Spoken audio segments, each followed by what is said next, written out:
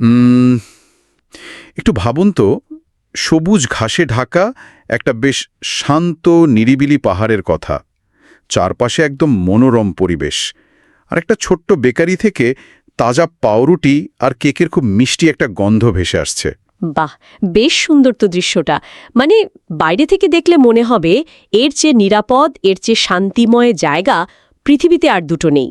ঠিক, কিন্তু ধরুন এই প্রশান্তির ঠিক নিচেই মাটির গভীর অন্ধকারে যদি টকবক করে ফুটতে থাকে গলিত লাভা। হো, মানে একটা সুপ্ত আগ্নেয়গিরি। একদম তাই, এমন একটা আগ্নেয়গিরি যা হয়তো বছরের পর বছর শান্ত আছে, কিন্তু যে কোনো মুহূর্তে সবকিছু ছারখার করে বেরিয়ে আসার জন্য ভেতরে ভেতরে ফুঁসছে। দারুণ একটা তুলনামূলক চিত্র দিলেন। আর আবার মনে হয় ঠিক এই ভয়ঙ্কর বৈপরীত্যটাই আমাদের আজকের এই গভীর আলোচনার মূল কেন্দ্রবিন্দু। হ্যাঁ, আমাদের আজকের সোর্সের কেন্দ্রে রয়েছে ভীষণ জনপ্রিয় একটা অ্যাকশন মুভি থিয়েরি। আমরা ইউটিউব চ্যানেল গোল্ড মাইন্স ডিশুমে আপলোড করা এই সিনেমাটির হিন্দি ডাব করা ভার্সনের একটা বিস্তারিত ট্রান্সক্রিপ্ট নিয়ে রীতিমতো কাটাছেড়া করব। অনেকেই হয়তো ভাবতে পারেন যে একটা অ্যাকশন সিনেমার ট্রান্সক্রিপ্টে সমাজ বা মনস্তত্ত্বের কি এমন গভীর পাঠ থাকতে পারে, তাই না? ঠিক বলেছেন, তবে এটা কিন্তু কোনো সাধারণ মুভি রিভিউ নয়। আমাদের মিশন হলো একটি নিখাদ বিনোদনমূলক অ্যাকশন সিনেমার আবরণে কিভাবে সমাজ ব্যবস্থার গভীর ত্রুটি, দুর্নীতির বিষাক্ত শিকড় আর ন্যায় বিচারের জন্য এক ব্যক্তির দ্বৈত সত্তার মনস্তাত্ত্বিক লড়াই ফুটে উঠেছে সেটা ডিকোড করা। হ্যাঁ, সোর্স ম্যাটেরিয়ালটা একটু খেয়াল করলেই বোঝা যায় এর পড়তে পড়তে আমাদের বাস্তব জীবনের কিছু রূঢ় সত্য লুকিয়ে আছে। গল্পের একেবারে কেন্দ্রেই আছে জোসেফ নামের এক সাদামাটা মানুষ। কেরালায় তার ওই যে ছোট্ট একটা বেকারি আছে, আর তার পুরো পৃথিবীটা আসলে আবর্তিত হয় তার ছোট্ট মেয়ে নিভিকে ঘিরে, যাকে সে আদর করে বেবি বলে ডাকে। জোসেফের এই বর্তমান জীবনটা আক্ষরিক অর্থেই আপনার বলা সেই সবুজ ঘাসে ঢাকা পাহাড়টার মতো। একদম, সকালবেলা মেয়েকে স্কুলে পাঠানো, বেকারির কাস্টমার সামলানো, মানে খুবই সাধারণ আর মিষ্টি একটা জীবন। মজার ব্যাপার হলো ছোট্ট নিভি কিন্তু প্রায় স্কুলে দেরি করে যায়। হ্যাঁ, ওই জোসেফের পুরনো বাইকটার জন্য মাঝে মধ্যেই তো রাস্তায় বিগড়ে যায়। আর এই দেরি করার জন্য নিভির শিক্ষিকা তাকে বেশ বকাঝকা করে। নিভি অবশ্য দমে যাওয়ার পাত্রী নয়, সে তার এই কড়া শিক্ষিকাকে মজার ছলে অ্যাংরি বার্ড বলে ডাকে। হাহা, এই বাবা মেয়ের সমীকরণটা দারুণ। কিন্তু এই নিস্তরঙ্গ জীবনের আড়ালেই যে একটা অন্য রূপ আছে, তার প্রথম মনস্তাত্ত্বিক ইঙ্গিত পাওয়া যায় খুব ছোট্ট একটা ঘটনায়। স্কুলে নিভিকে কুমার নামের একটা বেশ স্বাস্থ্যবান মোটা ছেলে মারে। হ্যাঁ, সাধারণত এমন পরিস্থিতিতে একজন অভিভাবক তার সন্তানকে কি শেখাবেন? হয়তো বলবেন শিক্ষকের কাছে অভিযোগ করতে, বা ধরুন অহিংসার বাণী শোনাবেন। কিন্তু জোসেফ নিভিকে আত্মরক্ষার এক অদ্ভুত পাঠ দেয়। আচ্ছা, বিষয়টা একটু খুলে বলা যাক। জোসেফ তার মেয়েকে বলে, রাস্তায় যদি একটা মোটা মহিষ দাঁড়িয়ে থাকে আর তাকে শুধু মুখে সরে যেতে বলা হয়, তবে সে সরবে না। কিন্তু তার পিঠে লাঠি দিয়ে দুঘা বসালেই সে ভাষাটা ঠিকই বুঝবে। এই জায়গাটা আমাকে বেশ ভাবিয়েছে। একজন বাবা কেন তার ছোট্ট মেয়েকে মহিষের উদাহরণ দিয়ে টিট ফর ট্যাট বা আঘাতের বদলে আঘাত করতে শেখাচ্ছে? এখানে সবচেয়ে আকর্ষণীয় বিষয়টা হল জোসেফের এই শিক্ষাটা নিছক কোনো সহিংসতার প্ররোচনা নয়। তাহলে এটা কি? এটি মূলত একটি নির্দয় পৃথিবীতে টিকে থাকার জন্য একটি শিশুর মানসিক প্রস্তুতির পাঠ। জোসেফ খুব ভালো করেই জানে যে পৃথিবীটা কতটা রূঢ় হতে পারে। সে চায় না তার মেয়ে শুধু অন্যায় সহ্য করতে শিখুক, মানে সবসময় অন্য কারোর উপর নির্ভর করে বসে না থাকুক। ঠিক, এটি এক ধরনের সার্ভাইভাল ইনস্টিংক্ট বা টিকে থাকার প্রবৃত্তি, যা সে তার মেয়ের ভেতরে বুনে দিচ্ছে। কিন্তু এই সার্ভাইভাল ইনস্টিংক্টের পেছনের আসল কারণটা আমরা বুঝতে পারি যখন জোসেফের নিজের আসল রূপটা একটুখানি প্রকাশ পায়। ওই গির্জার দৃশ্যটার কথা বলছেন তো?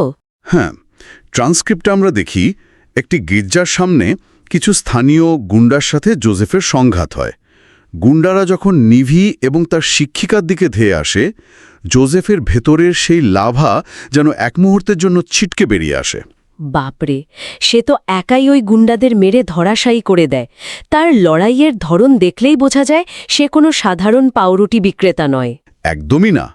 এবং এই ঘটনার পর জোসেফের যে প্রতিক্রিয়া, সেটাই সবচেয়ে বড় মনস্তাত্ত্বিক ধাক্কা দেয়। হ্যাঁ, নিভির শিক্ষিকা যখন পুলিশের কাছে ওই গুন্ডাদের নামে অভিযোগ দায়ের করে, তখন জোসেফ মরিয়া হয়ে ওঠে সেই কেস তুলে নেওয়ার জন্য।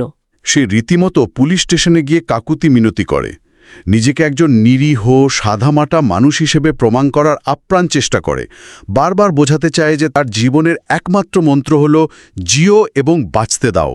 তার মানে সে কোনো ঝামেলাই চায় না। কিন্তু আমার প্রশ্ন হলো যে মানুষটা খালি হাতে একদল গুন্ডাকে পিটিয়ে সোজা করে দিল, সে পুলিশ স্টেশনে গিয়ে একটা সামান্য কেস তুলে নেওয়ার জন্য এত মরিয়া কেন? তার ভয়টা আসলে কাকে, গুন্ডাদের নাকি সিস্টেমকে? আসলে একটু তলিয়ে দেখলে বোঝা যায় সে ভয় পাচ্ছে নিজের অতীতকে।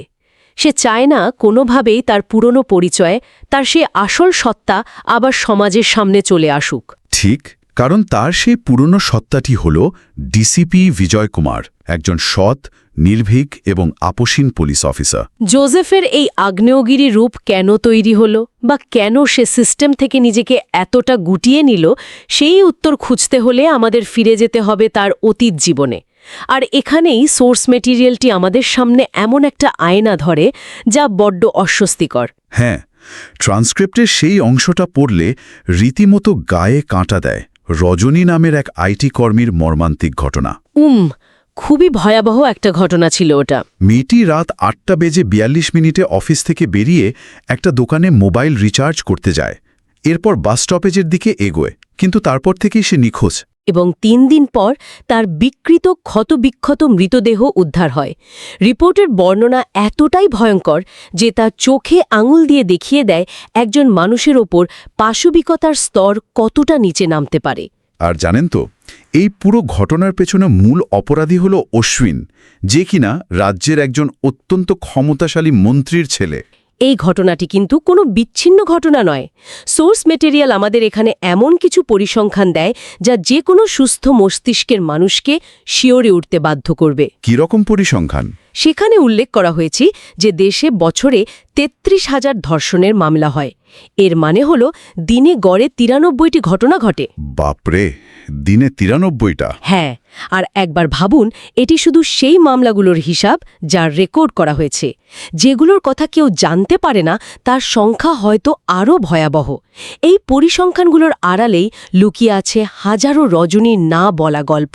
এবং সবচেয়ে হতাশাজনক দিক হল বেশিরভাগ ক্ষেত্রেই এই অপরাধগুলো ধামাচাপা পড়ে যায়। একদম, প্রভাবশালী ব্যক্তিদের টাকা, ক্ষমতা আর আইনের ফাঁক ফোকরের কারণে অপরাধীরা পার পেয়ে যায়।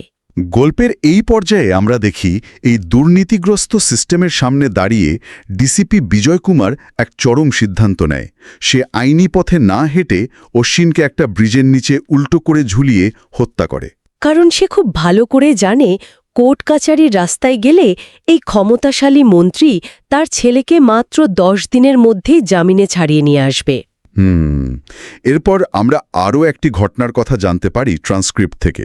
ওই ভিক্ষাবৃত্তির জন্য মাফিয়ারা যেভাবে ছোট ছোট শিশুদের ব্যবহার করে তার দৃশ্যটি। হ্যাঁ, বাচ্চাদের চোখে গরম কাঁচ ঢেলে দিয়ে অন্ধ করে দেওয়া বা পা ভেঙে দিয়ে পঙ্গু করে দেওয়ার মতো অমানবিক কাজ যারা করে, বিজয় তাদেরও নিজের হাতে শাস্তি দেয়। এই অপরাধগুলো সমাজের এমন এক অন্ধকার দিককে তুলে ধরে যেখানে মানুষের জীবনকে কেবল টাকা উপার্জনের একটা হাতিয়ার হিসেবে দেখা হয়। কিন্তু এখানেই আমার একটা বড় খটকা লাগছে। কি রকম খটকা? আমি বুঝতে পারছি যে সিস্টেমটা একটা মরিচা ধরা যন্ত্রের মতো হয়ে গেছে, যা আর কাজ করছে না। কিন্তু যখন প্রাতিষ্ঠানিক ব্যবস্থা পুরোপুরি ব্যর্থ, তখন কি একজন রক্ষকের, মানে একজন ডিসিপির, এভাবে নিজের হাতে আইন তুলে নেওয়াটা নৈতিকভাবে সমর্থনযোগ্য? পয়েন্টটা বেশ জোরালো। এই গল্পের মহাবিশ্বে ন্যায় বিচারের সংজ্ঞা আসলে কি?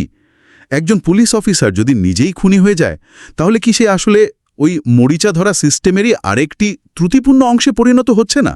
আমরা যদি এর সাথে বৃহত্তর প্রেক্ষাপটের তুলনা করি, তাহলে দেখব এই পুরো বিষয়টা মূলত একটি মনস্তাত্ত্বিক প্রতিক্রিয়া। মানে একটু বুঝিয়ে বলবেন। যখন প্রাতিষ্ঠানিক আইন এবং বিচার ব্যবস্থার প্রতি মানুষের আস্থা সম্পূর্ণভাবে ভেঙে পড়ে, তখন সমাজে ভিজিল্যান্ট জাস্টিস বা নিজস্ব বিচার ব্যবস্থার ধারণা জন্ম নেয়। আচ্ছা, সোর্সটি এখানে কোনো রাজনৈতিক বা আইনি পক্ষ নিচ্ছে না, বা বাস্তব দুনিয়ায় এমন কাজকে উৎসাহিতও করছে না। হ্যাঁ, সেটা পরিষ্কার। বরং এটি দেখাচ্ছে সাধারণ মানুষ যখন দিনের পর দিন দেখে যে সিস্টেম অপরাধীকে রক্ষা করছে, তখন তারা অবচেতনভাবেই এমন একজন ত্রাতার বা রক্ষকের কল্পনা করে যে সিস্টেমের বাইরে গিয়ে হলেও ন্যায় বিচার নিশ্চিত করবে। তার মানে বিজয়ের পদক্ষেপগুলো আসলে সমাজের সেই পুঞ্জীভূত হতাশারই একটা চরম বহিঃপ্রকাশ। একদম ঠিক বলেছেন। এখানেই বিষয়টা সবচেয়ে কৌতূহলোদ্দীপক হয়ে ওঠে। সিস্টেমের বিরুদ্ধেই আপোষহীন লড়াইয়ের তো একটা চড়া ব্যক্তিগত মূল্য চোকাতে হয়। কেউ যখন প্রতিদিন সমাজের এত অন্ধকার, এত নোংরা একটা রূপ দেখে, তখন তার নিজের মানসিক শান্তির জন্য একটা নোঙর প্রয়োজন হয়। হ্যাঁ, নিজেকে মানুষ হিসেবে টিকিয়ে রাখার জন্য। ঠিক। আর এই গল্পের রুক্ষ বাস্তবতার মাঝে সেই নোঙর হলো ডাক্তার স্মিতা। স্মিতা এবং বিজয়ের সম্পর্কটা কিন্তু নিছক কোনো প্রেমের গল্প নয়, এটি একটি দারুণ দার্শনিক বৈপরীত্য। বৈপরীত্যটা কেমন? ধরুন, স্মিতা একজন ডাক্তার যার কাজ হলো মানুষের ভাঙা হাড় জোড়া লাগানো। অন্যদিকে বিজয় সমাজকে রক্ষা করতে গিয়ে অপরাধীদের হাড় ভাঙে। দারুণ একটা কন্ট্রাস্ট। ট্রান্সক্রিপ্টে খুব সুন্দর একটা সংলাপ আছে, যেখানে স্মিতা বিজয়কে বলে যে একটি হাড় ভাঙলে তা জোড়া লাগতে অন্তত 4 মাস সময় লাগে। আর এই 4 মাস একজন মানুষকে কতটা অসহনীয় কষ্টের ভেতর দিয়ে যেতে হয়। এই কথার মাধ্যমে স্মিতা আসলে বিজয়ের সেই কঠোর রুক্ষ জীবনকে একটু মসৃণ করার চেষ্টা করে। সে বোঝাতে চায় যে ভাঙা খুব সহজ, কিন্তু গড়াটা অনেক কঠিন। হ্যাঁ, আর এই প্রেমের গল্পটায় বেশ কিছু আবেগপূর্ণ মুহূর্ত আছে। যেমন বিজয়ের মায়ের সেই অটো রাইডের দৃশ্যটা। একজন ডিসিপির মা চাইলেই তো সরকারি গাড়ি ব্যবহার করতে পারতেন, তাই না? কিন্তু তিনি সাধারণ অটোতে চড়ে বিয়ের প্রস্তাব নিয়ে যান। এই ছোট ডিটেলটা বলে দেয় যে বিজয়ের সততা আসলে তার শেকড় থেকে আসা। স্মিতার বাবা শুরুতে পুলিশের চাকরিতে থাকা ঝুঁকির কথা ভেবে বিয়েতে অমত করলেও পরে বিজয়ের সততা দেখেই রাজি হয়ে যান। কিন্তু ট্র্যাজেডি হলো, যারা সিস্টেমের বিরুদ্ধে দাঁড়ায়, সিস্টেমের সুবিধাভোগীরা তাদের কখনোই শান্তিতে থাকতে দেয় না। একদম। মন্ত্রী ছেলের হত্যার প্রতিশোধ হিসেবে মন্ত্রীর গুন্ডারা বিজয়ের পরিবারের ওপর এক ভয়াবহ হামলা চালায়। আর এই হামলাই হলো গল্পের সবচেয়ে বড় টার্নিং পয়েন্ট। এই নির্মম হামলায় স্মিতার মর্মান্তিক মৃত্যু হয় এবং বিজয় কুমারকেও মৃত বলে ধরে নেওয়া হয়। খুবই ট্র্যাজিক একটা দৃশ্য। আমার মনে হয় স্মিতার মৃত্যুটা আসলে বিজয়ের ভেতরের সেই পুলিশ সত্তাটার মৃত্যু। নিজের চোখের সামনে স্ত্রীকে মরতে দেখা এবং মেয়েকে বাঁচানোর তাড়না থেকেই বিজয় কুমার নিজের পরিচয় মুছে ফেলে। সে সমাজ থেকে নিজেকে গুটিয়ে নেয় যাতে তার মেয়ে অন্তত একটা সাধারণ জীবন পায়। এভাবেই জন্ম হয় জোসেফের। ঠিক তাই। স্মিতা ছিল তার মানবতা, তার নোঙর ছিঁড়ে গেলে একটা জাহাজ যেমন দিগ্ভ্রান্ত হয়ে যায়, বিজয়ের অবস্থাও তেমনি। কিন্তু অতীত তো আর এত সহজে পিছু ছাড়ে না, আর সেই কারণেই আমরা দেখতে পাই প্রত্যাবর্তনের হুঙ্কার। 5 বছর পর যখন সিস্টেমের পচন আরও গভীর হয়েছে, তখন সেই অতীত ট্র্যাজেডির ছাই থেকে জন্ম নেয় প্রতিশোধের আগুন। সমাজে হঠাৎ করে গুজব রটে যায় যে বিজয় কুমারের ভূত বা আত্মা ফিরে এসেছে দুর্নীতিবাজদের শাস্তি দিতে। এই ভূত হয়ে ফিরে আসার ধারণাটা ভীষণ থিয়েট্রিক্যাল বা নাটকীয়। সাধারণ খুনের বদলে কেন এই অলৌকিক মিথ তৈরি করা? কারণ অপরাধীদের মনে যখন আইনের কোনো ভয় থাকে না, তখন তাদের মনে এই মনস্তাত্ত্বিক ভয়টা খুব কাজে দেয়। যেমন ধরুন ইন্সপেক্টর কালীচরণের ঘটনাটা। ওই যে একজন অন্তঃসত্ত্বা মহিলার অ্যাক্সিডেন্ট কেস ধামাচাপা দেওয়ার জন্য এই কালীচরণ 15 লাখ টাকা ঘুষ নিয়েছিল। হ্যাঁ, বিজয় কুমার তাকে পুলিশ স্টেশনের ভেতরেই ফাঁসিতে ঝুলিয়ে হত্যা করে। বাপরে, সোজা পুলিশ স্টেশনে? ওই দৃশ্যটা ট্রান্সক্রিপ্টে যেভাবে বর্ণনা করা হয়েছে তা আসলে সিস্টেমের অহংকারকে ভেঙে চুরমার করে দেওয়ার একটা প্রতীক। পুলিশ স্টেশন হল আইনের রক্ষকদের জন্য সবচেয়ে নিরাপদ জায়গা। সেই জায়গার ভেতরে ঢোকে একজন দুর্নীতিগ্রস্ত ইন্সপেক্টরকে মারাটা বুঝিয়ে দেয় যে দুর্নীতির কোনো নিরাপদ আশ্রয় নেই। আর সবচেয়ে ইন্টারেস্টিং ব্যাপার হল কনস্টেবল গণেশ, যে একসময় বিজয়ের অধীনে কাজ করত, সে এই খুনের সময় অত্যন্ত স্বাভাবিক ভঙ্গিতে চা এনে দিচ্ছে। মানে সিস্টেমের ভেতরে থাকা সৎ মানুষগুলো এই ভিজিল্যান্ট জাস্টিসকে মন থেকে সমর্থন করছে, কারণ তারা আইনি কাঠামোর ভেতরে থেকে কিছু করতে পারছে না। একদম। এরপর আসে বিল্ডার রতনকে হত্যা করার দৃশ্য। এই লোকটা সামান্য 10 লাখ টাকা বাঁচানোর জন্য শ্রমিকদের সুরক্ষার কোনো ব্যবস্থা সেফটি নেট রাখেনি। এর ফলে ওপর থেকে পড়ে শ্রমিকদের মৃত্যু হচ্ছিল। আমার মনে হয় রতনের এই ঘটনাটা আধুনিক পুঁজিবাদের একটা চরম নেতিবাচক দিককে তুলে ধরে। অবশ্যই, মানুষের জীবনের চেয়ে যখন 10 লাখ টাকার প্রফিট মার্জিন বড় হয়ে দাঁড়ায়, তখন সেই সমাজকে আর যাই হোক মানবিক বলা যায় না। বিজয় কুমার তাকে হত্যা করার মাধ্যমে এটাই প্রমাণ করে যে সাধারণ খেটে খাওয়া মানুষের জীবনের মূল্য পুঁজিপতিদের টাকা দিয়ে মাপা যায় না। এটি নিছক প্রতিশোধ নয়, এটি একটি বিকৃত ব্যবস্থার বিরুদ্ধে সরাসরি আঘাত। আর এই আঘাতের চূড়ান্ত রূপ আমরা দেখি ক্লাইম্যাক্সে। মন্ত্রী বনমালী, যার নির্দেশে বিজয়ের পরিবার ধ্বংস হয়েছিল, তার মুখোমুখি হয় বিজয়। কিন্তু এখানে প্রতিশোধের ধরনটা একেবারে আলাদা, কোনো মারামারি বা রক্তপাত নয়। হ্যাঁ, বিজয় তার মেয়ে নিভিকে সাথে নিয়ে যায় সেই মন্ত্রীর কাছে। নিভি সেই লোকটার কাছে শুধু একটি সরি বা ক্ষমা শুনতে চায়, কারণ এই লোকটাই তার মাকে কেড়ে নিয়েছে। তাহলে এই সব কিছুর মানে কি দাঁড়ায়? এতগুলো খুন, এত বড় একটা লড়াই, কিন্তু শেষমেশ প্রতিশোধের এই গল্পটা শেষ হচ্ছে একটা সরি আর একটা মনস্তাত্ত্বিক দর্শনের মাধ্যমে। এটি একটি গুরুত্বপূর্ণ প্রশ্নের জন্ম দেয়। ক্লাইম্যাক্সের এই দৃশ্যটি আসলে পুরো সিস্টেমের প্রতি, আমাদের সমাজের প্রতি একটা বড় আয়না। কিরকম হয় না? বিজয় কুমার বনমালীকে বলে যে অপরাধীদের জন্ম দেয় তাদের বাবা মায়েরাই, যারা সঠিক সময়ে সন্তানদের ভুল শুধরে দেয় না, তাদের সঠিক শিক্ষা দেয় না, তাদের চোখের সামনে যখন সন্তান অপরাধ করে পার পেয়ে যায়, তখন তারা আরও বড় অপরাধী হয়ে ওঠে। বেশ গভীর একটা দর্শন। এই জায়গাটিতে এসে গল্পটি আর শুধু প্রতিশোধের থাকে না, এটি হয়ে ওঠে প্যারেন্টিং বা সন্তান পালনের চরম দায়বদ্ধতার এক অসামান্য দলিল। বিজয়ের মতে রেপিস্ট বা খুনিরা নিজে থেকে তৈরি হয় না, তাদের তৈরি করে এমন বাবা মায়েরা যারা ক্ষমতার টাকার অন্ধ মোহে সন্তানদের ভুলগুলো ঢেকে রাখে। আপনার পয়েন্টটা বুঝলাম, কিন্তু একটু থামুন, এখানে আমার একটা পুশব্যাক আছে। বলুন। তার মানে কি আমরা পরোক্ষভাবে বলছি যে আইন শৃঙ্খলার এই করুণ দশার জন্য শুধু বাবা মায়েরাই দায়ী? একটা লোক যখন দেখছে সে একটা জঘন্য অপরাধ করে পার পেয়ে যাচ্ছে কারণ তার বাবার রাজনৈতিক ক্ষমতা আছে, সেখানে কি সিস্টেমের ব্যর্থতা আরও বড় নয়? হ্যাঁ, আপনার প্রশ্নটা খুবই লজিক্যাল। এই যে মরিচা ধরা বিচার ব্যবস্থা, যেখানে টাকা দিলে প্রমাণ গায়েব হয়ে যায়, সেই সিস্টেম কি এই অপরাধীদের আরও বেপরোয়া করে তুলছে না? খুব সুন্দর একটি যুক্তি তুলে ধরেছেন। আসলে বিষয়টা সাদাকালো নয়। মুভির এই ক্লাইম্যাক্স দৃশ্যটি মূলত সমস্যার শেকড়টাকে আঘাত করতে চেয়েছে। আচ্ছা, কোথায় রোপিত হয়? পরিবারে। একটা শিশু যখন ছোটবেলা থেকে দেখে যে তার বাবা ক্ষমতা ব্যবহার করে অন্যের ক্ষতি করছে বা তার ছোটখাটো অন্যায়গুলোকে প্রশ্রয় দেওয়া হচ্ছে, তখন তার মনস্তত্ত্বে এই ধারণা গেঁথে যায় যে আমার জন্য কোনো নিয়ম নেই। পয়েন্টটা ইগনোর করার মতো নয়। সোর্সের মূল বক্তব্য হল, আপনি হয়তো একদিনে পুরো সিস্টেম বদলাতে পারবেন না, কিন্তু নিজের ঘরে সন্তানকে সঠিক শিক্ষা দেওয়াটা আপনার হাতেই আছে। নিভির মাধ্যমে বিজয় মন্ত্রীকে এটাই বোঝাতে চায়।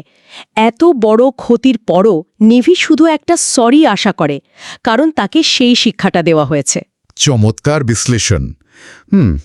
যদি আমরা পুরো আলোচনার একটা সারসংক্ষেপ টানি, তাহলে দেখব এটি শুধু একটা অ্যাকশন মুভির ট্রান্সক্রিপ্ট নয়, এটি এমন একটি গল্প যে আমাদের ভঙ্গুর আইন ব্যবস্থা, পুঁজিবাদের অমানবিকতা এবং সর্বোপরি পারিবারিক শিক্ষার চরম অভাবের দিকগুলোকে খুব তীক্ষ্ণভাবে তুলে ধরে।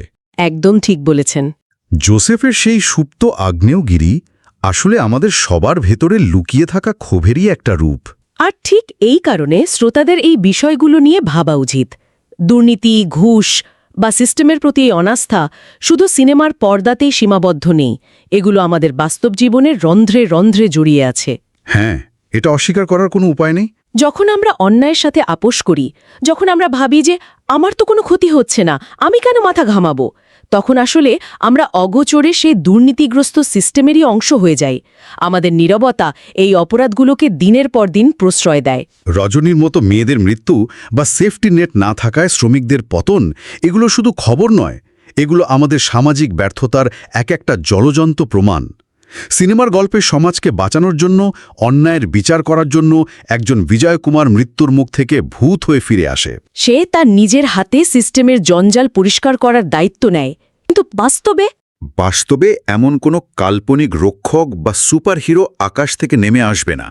আমাদের সমস্যার সমাধান আমাদেরই করতে হবে। ঠিক। আর এখানেই আমি শ্রোতাদের জন্য একটি গভীর চিন্তার খোরাক রেখে যেতে চাই।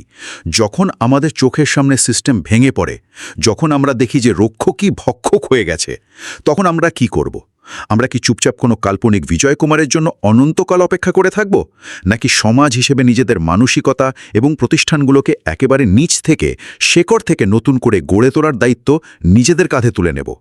পরিবর্তনটা কি ওপর থেকে আসবে, নাকি আমাদের নিজেদের ঘর থেকে? এই প্রশ্নটাই আজ ভাবার বিষয়।